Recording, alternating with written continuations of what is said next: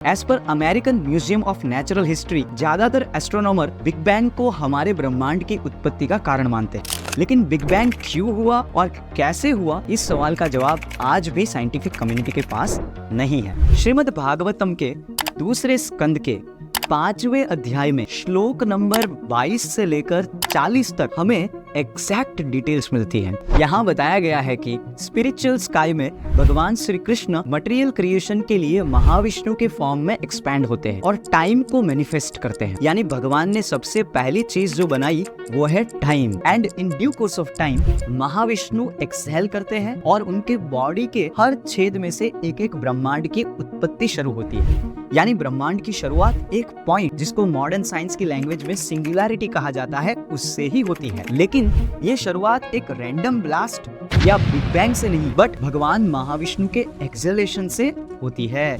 इन ब्रह्मांडों की उत्पत्ति होते ही उसमें भगवान की बहिरंग शक्ति यानी एक्सटर्नल एनर्जी में से 3 गुण सत्व, रजस और तमस मैनिफेस्ट होते हैं और इन 3 गुणों में से स्पेस मैनिफेस्ट होती है। स्पेस के मैनिफेस्टेशन के साथ साथ ब्रह्मांड बबल की तरह बड़े होने लगते हैं और उसमें भगवान महाविष्णु के ग्लैंस की वजह से स्पेस में से एयर, एयर में से फायर, फायर में से liquid and solid cosmic substances produce होने लगते हैं। और यही 5 fundamental elements space, air, fire, liquid और सॉलिड मैटर मिलकर हमारे पूरे ब्रह्मांड के नॉन लिविंग सेगमेंट की रचना करते हैं।